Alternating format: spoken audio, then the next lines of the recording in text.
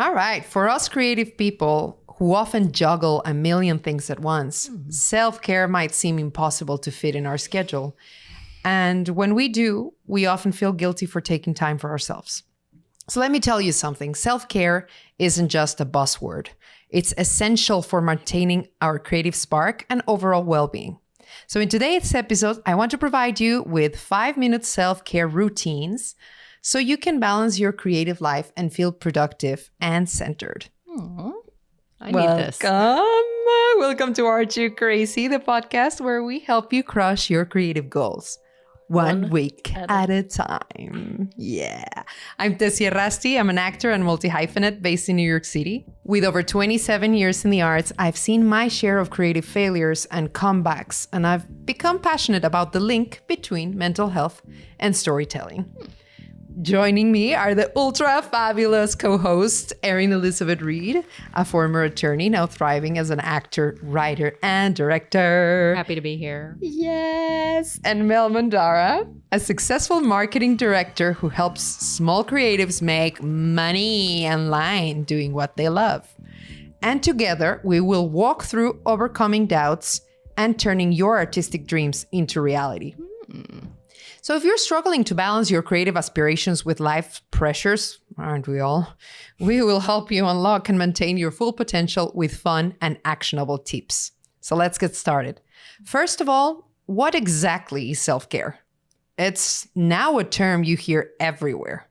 One that all of a sudden became like a big trend, but do not be fooled. Self-care has existed for thousands of years.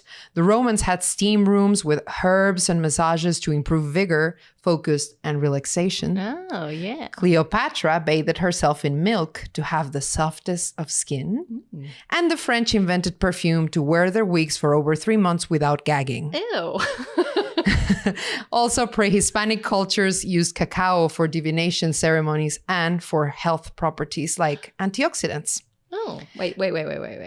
So eating chocolate is okay? Yes. It's self-care. It's self-care. However, chocolate became something like milk. That's a side talk, but cacao in Mexico was always a bitter drink because before the Spanish came, there was no milk. There were no cows or anything. So there was not the mixture between cacao and milk to make chocolate. So it was always like a bitter drink that they used in ceremonies, and it was considered sacred, at least in the side of the Mexican pre-Hispanic cultures. So what is self-care? Tell me. So self-care is the practice of taking action to preserve or improve one's own health. The practice of taking an active role in protecting one's own well-being and happiness, and particularly during periods of stress. But expressing oneself is an essential also form of self-care. So it doesn't have to be like applying milk or drinking cacao. Self-expression is an essential form of self-care. So basically everyone has their own form of self-care. Correct. Oh. And today we will start by debunking a common myth. Self-care is selfish. Ooh, no. Hell no. I used to think that too, especially between balancing my auditions, my rehearsals, and full life outside of the acting world.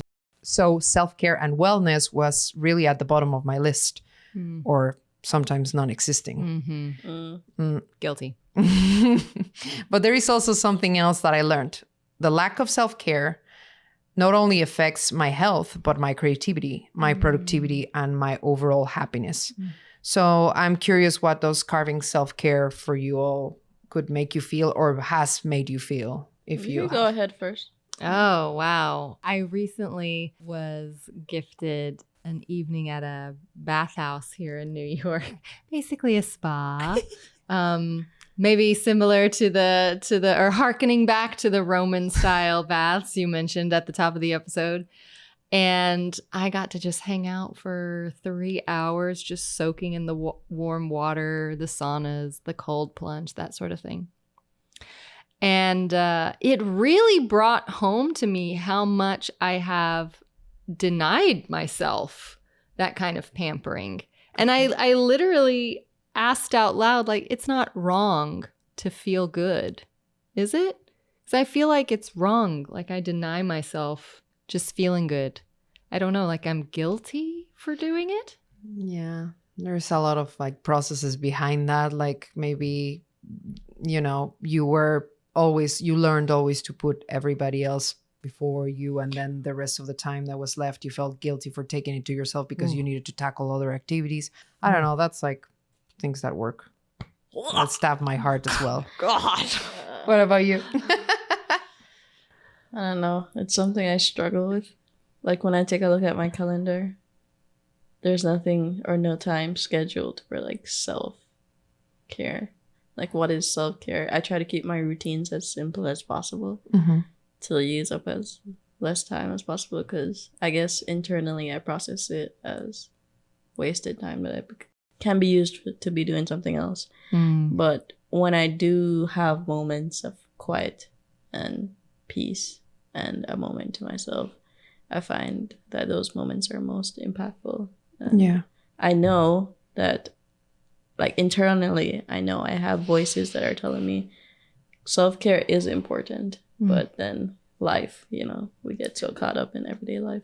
Yeah, we get in like hustle mode and then we have to get things done and everything. And like taking a break seems almost like an indulgent pleasure and not about actually giving time our bodies to rest and to recover. Like once you told me about like the muscles, right? That when you work a muscle, if you don't let it rest, then the muscle cannot grow and cannot become strong because you're like just constantly like beating it up without leaving time for it to recover and gain more volume or consistency, right? So sometimes we hear like, self-care seems like such a big thing to tackle. Sometimes we don't have even an hour or more to practice self-care daily.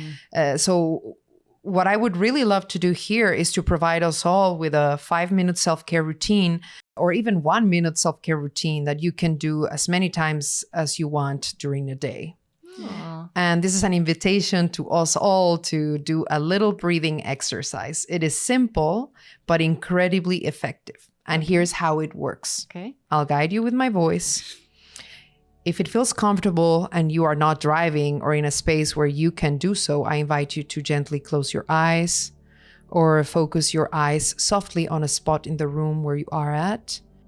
And now I invite you to take a deep breath in through your nose for a count of 4, 3, 2, 1. Now let's hold it for 4, 3, 2, 1. And exhale in 4, 3, 2, 1. And hold it 4, 3, 2, 1. And breathe normally. Yeah. This is called the box breathing. You can try to visualize a box and you're completing each side with each set of breaths. So you're inhaling for 4, you're holding your breath for 4, you're letting go of your breath for 4, and you're holding for 4, and you complete this. So let's just try it again so that it settles in our body.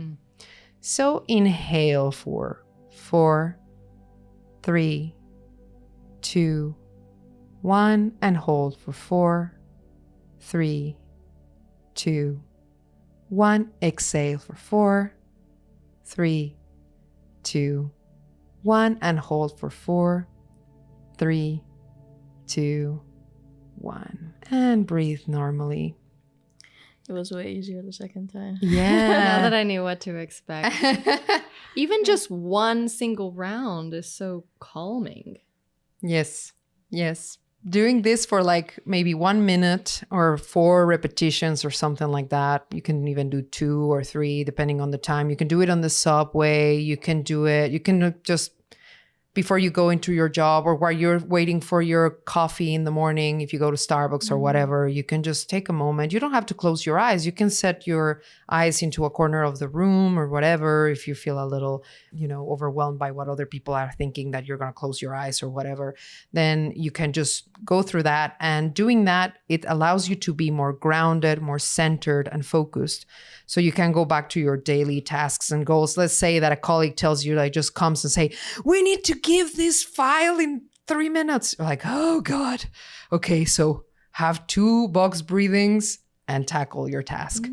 This will reduce anxiety and stress throughout the day. And anger. Someone's gonna pisses you off. And anger, Just correct. give me a second.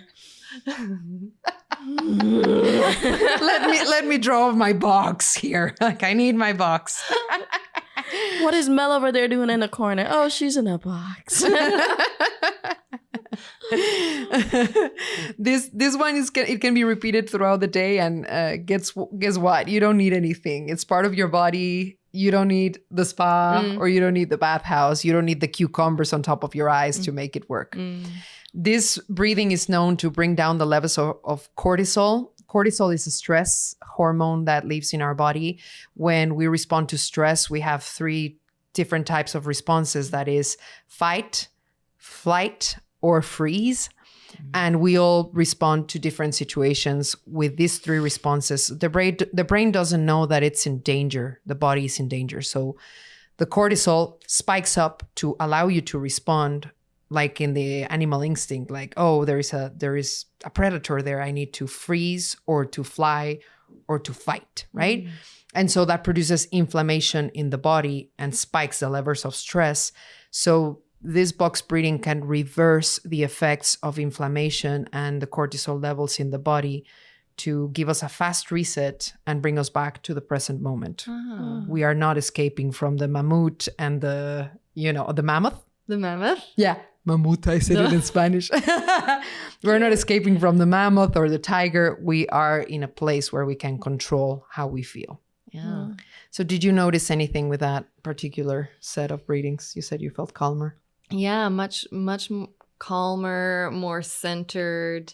I don't currently have to drive anymore in New York, but I was thinking it would be so easy to be in a car commuting and being able to practice that because it doesn't require you to close your eyes, just like a nice soft focus. So yeah, that's what came up for me. Great. Yeah. What about you? The first round, a little bit, it bothered my anxiety because I was so focused on doing it right that I was like, well, after I knew what to predict in the second round, I was like, okay, I understand now. And it felt like a release. Yeah, once you get the head of it, you can like just repeat it and it becomes second nature. Oh, something that did occur to me was I actually appreciated the final hold after exhaling all my air, like living in that nice empty space without breathing. I found that part the most peaceful. Wow. Yeah. For me. The empty space after, all the air there's always air left inside your cavity, but after you actually consciously try to let it go, make a pause, and then breathe normally. Like kind of like, okay, we're ready. Let's get back to the normal goings of things. So let's try another very fast exercise to foster inner calm, and which stimulates the vagus nerve. Huh? Vagus nerve? Like Las Vegas? Like what happens Las in Vegas nerve. What happens in the vagus nerve stays in the vagus nerve.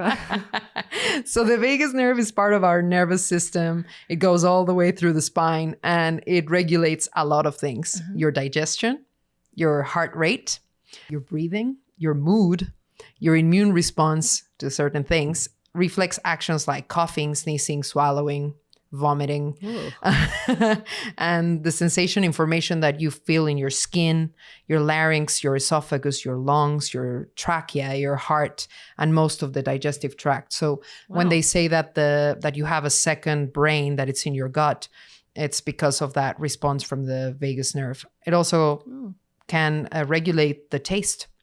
So it really plays a small role in the sensation of the tongue and the roof of the tongue. Wow. Stimulating the vagus nerve can help improve the mood and alleviate symptoms in people with treatments resistant to depression. So let's say that you have depression or that you're like extreme anxious. Stimulating the vagus nerve with simple exercises can help reduce that for people that are resistant to medication or to other types of therapy. Wow. So we're going to do something very simple. We're going to hum, trying to send the sound to our lower belly and our center. That is connected to where we're sitting down, and we're going to do it for 10 seconds, 3 times. All right, so let's try it out. 1, 2, 3, and hum.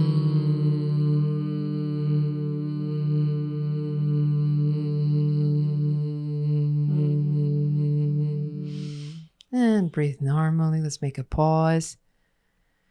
And let's do it again. 1, 2, 3.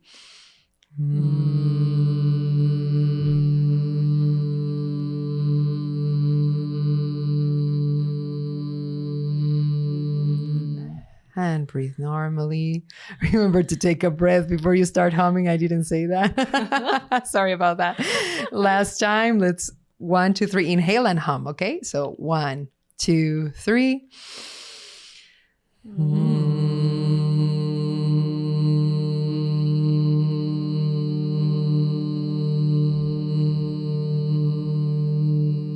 And breathe normally again. How did that feel? At least we're laughing. So something of the vagus nerve got like, woo, exciting. Loosened up. Okay. Talk to me, Mel. Spill it. I don't know.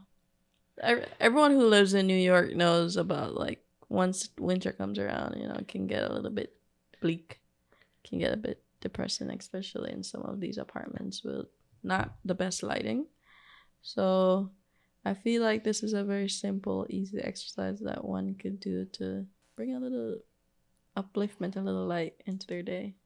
Yeah. During the rough months, yeah. I love that. Yeah, that's interesting that came up for you. I was thinking bubbles. Like it just felt, I don't know, like I was carbonating myself from the inside out. Okay. And that made me happy. Your face like right a now. poppy? Yeah. I'll be like a poppy. Like a poppy drink. Yeah. Bubbling up. Uh-huh. That's great. That's such a good, I find it really interesting that you say that it's uplifting.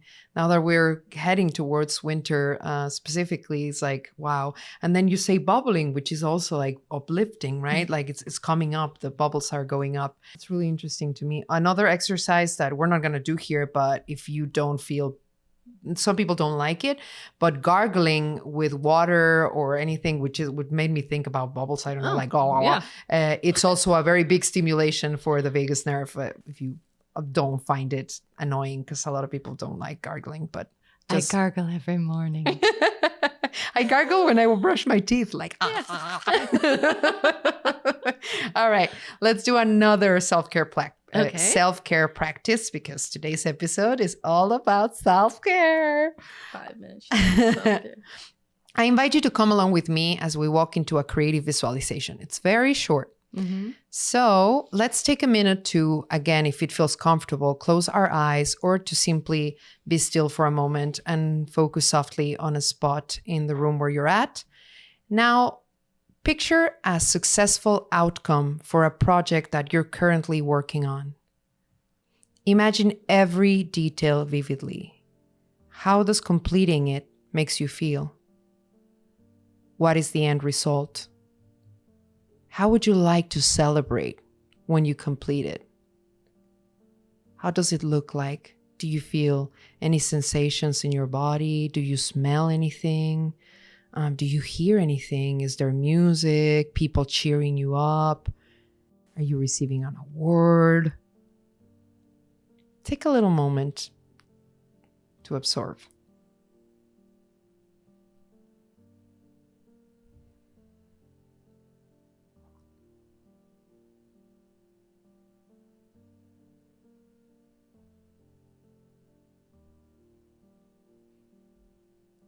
And as you're beginning to grasp that moment, I invite you to bring it with you to the present moment where you're already in at this moment, and as if you already completed it.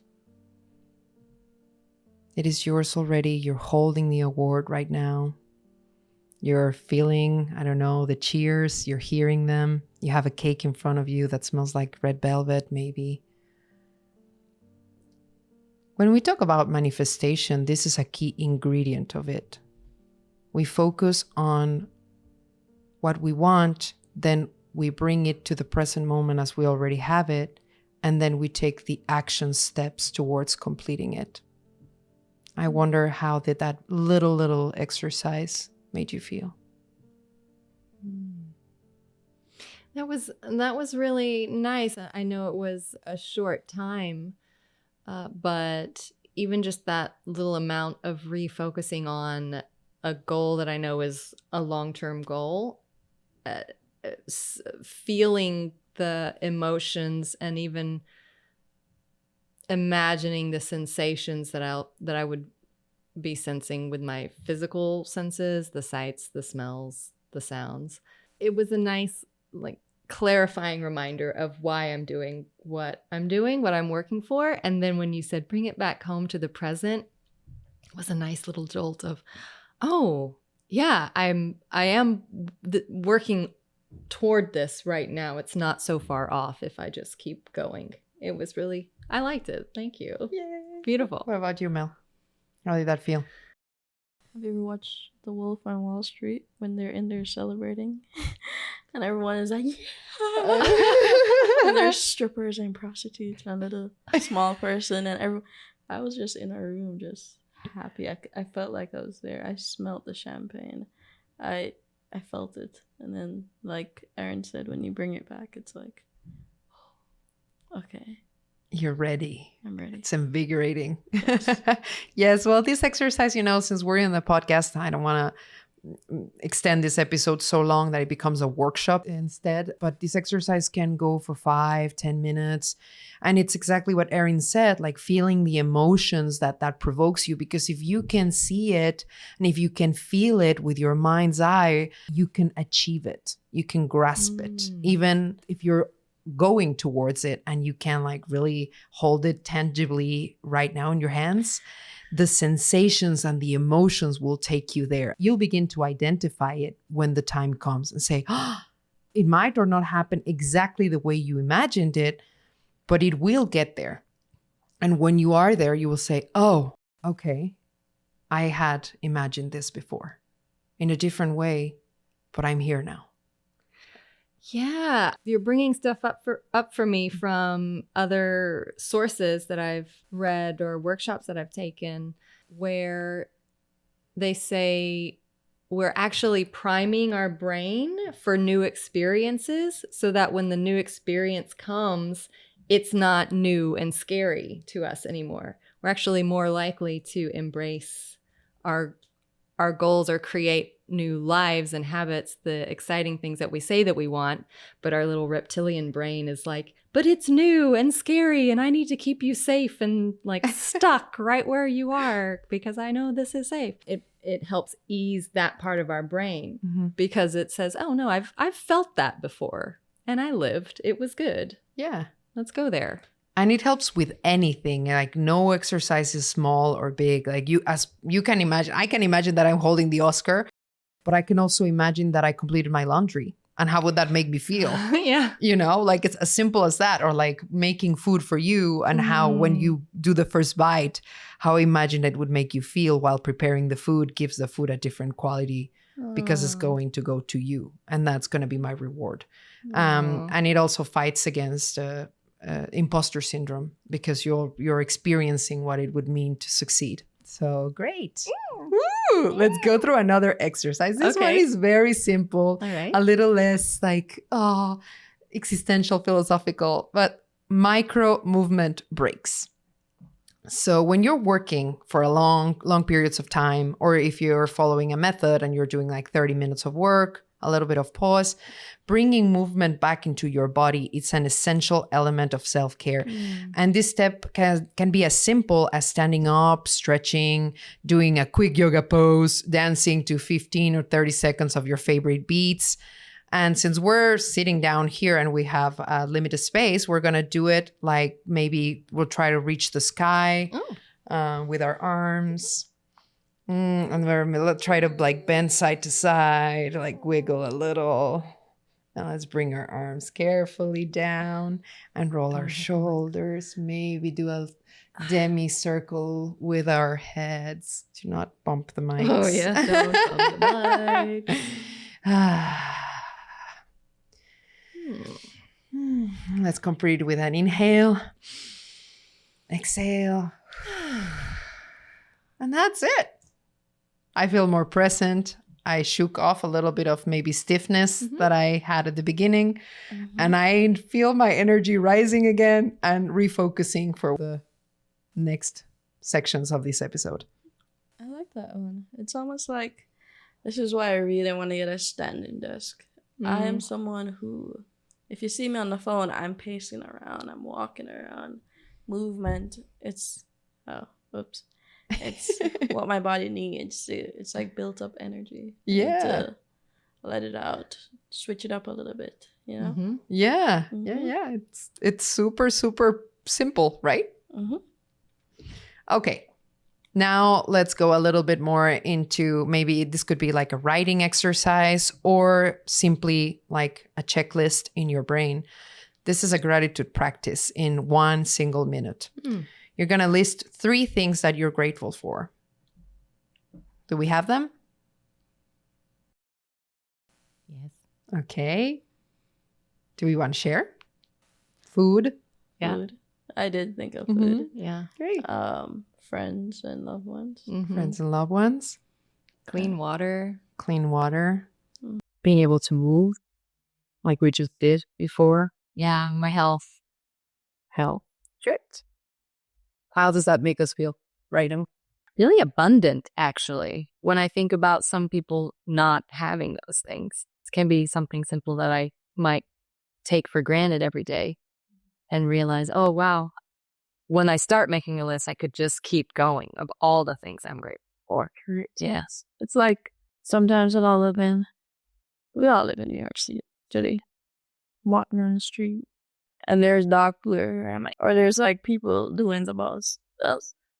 But then when I think about it, I'm like, is there anywhere else I'd rather be? And the answer is no, because I live in New York City. Sometimes we take that for granted. Or we have simple. Yeah, it's really nice that you're mentioning that, because every time I walk in the street, I say, I live here. I can't believe I live here. Wow, this is such an amazing thing. Or like, I can dance, I can walk, I can run, like all those things that, it's like it's easy to just not remind yourself of those things. And they're so simple, they're in your grasp. You can write them down or you can think of them, but like anything works. Like if you're going towards your commute or your job or about to do your work, then sit down and say, thank you for my creative mind. Thank you for my creative aspirations. Thank you that I can sit down and carve 90 minutes of my week for crushing my creative goal. And that can simply shift your state of mind to a more relaxed and positive scope of tackling your tasks, right? There's a great little, obviously you don't need this, but if you're interested, there's a great little journal. I think it's called the 5-minute. 5-minute journal or 5-minute gratitude journal. They actually have an app as well. But anyway, 5-minute journal is great, and it encourages you to just make daily gratitude lists in physical form. You can buy one of their pretty little journals, or I have their app. Yeah, you can do like a little check-in in the app, and the icon is like a triangle with light coming out of it. Yeah, exactly. Like sun rays, flowy triangle, and it's yellow. So those are things that you can carry also with you. So now you're going to probably ask yourself, how do you make these self-care routines a regular part of your life? The advice that I could give to you is, or to give us all, is let's set realistic goals. Start with just 1 or with 2 routines and gradually build from there. Don't try to do them all on the same day. Oh, today I'm going to do micro movements, this, non-visualization, all of that, like everything. I need to fit it all in, because then it becomes another extra load of tasks that you need to complete that will only amount to your anxiety or stress, right? But maybe today I could do the box breathing for 2 minutes. Tomorrow I can do the gratitude exercise and then add the box breathing. Or tomorrow I only focus on establishing micro breaks for 5 minutes every time I complete 30 minutes of work. So like start building it from there. Remain open and flexible. If you want, you can focus on doing simply one of the practices, and then throughout the day, shuffle them around. With even a few minutes a day, you can add up to big changes over time. You're slowly rewiring your brain. So let's imagine this. You have a piece of paper and you constantly draw a line, and you redraw the line on top of that same spot all over and all over and all over and all over. Let's pretend that line is stress. By adding a little routine of self-care, we create new lines in the blank spaces on our page, expanding our neural pathways that will provide us with better responses to stress and faster strategies to recenter when we get emotionally triggered. That's what we're doing. We're kind of like modeling our brain like Play-Doh, giving them our malleability so that when a emotional trigger or like a stress response comes, we're like, okay, now I have the tools to come back to myself and not respond automatically with emotions. Emotions do not last very long, but if we respond right away to them, we can say things to other people. We can make a situation worse than what it was already. It's different than putting boundaries. But, if you take a little beat, let's say that you're feeling a lot of anger. And instead of saying, you never give me time to complete my task and you're already giving me one. You can't do your job. You're such an incompetent ass. Well, that was like a response of an emotion that will only last 10, 20 seconds. But if you receive that anger and say, okay, give me 1 second. I don't appreciate the way you're saying things to me, and I will do my best to complete this task. And I invite you to prioritize your time so that we can work together to make this work. It is assertive. You're setting boundaries, but you're not hurting the other person or getting your emotions tangled in the process. All of these routines can be used in like 30 seconds. That's what your emotion will last. So take a bit. Let's say, okay, let me process that for a second. Tell the people, and I'll get back to you. Can you give me 3 seconds? I just need to go to the bathroom and come back. And go to the bathroom and then, okay, yeah, I know I have a response for you. What do you need? And you kind of like have a clean slate instead of just letting the volcano arise. Okay. Second, practice self-compassion. When you do not get to complete all your tasks of the day, you didn't finish the manuscript the way you wanted it, practice self-compassion as a form of self-care. Shonda Rhimes says, the work will always be there, so it is your job to carve time for you and your self-care and wellness. The work will always be there, but you may not. So what if I feel guilty of taking time for myself when there is so much work to do, when I set myself to complete this task? Let me say it again. Taking care of yourself isn't a luxury. It's a necessity. It's like drinking water. It's like putting on your own oxygen mask before helping others inside an airplane. Remember this? Or in whichever situation. It doesn't have to be a plane. When you feel more relaxed, rested, and focused, you'll tackle both your work and your life more efficiently. And it is really total bullshit, and pardon my French, myth that highly productive people never stop to smell the roses. It is not true. Highly effective people have learned techniques and tools to balance their busy schedules with their families and with self-care to actually be able to continue in the long road. Do you think that if Maggie Smith, may she rest in peace now, didn't have a balance in her life, she could have achieved such a long-lasting career? Probably not.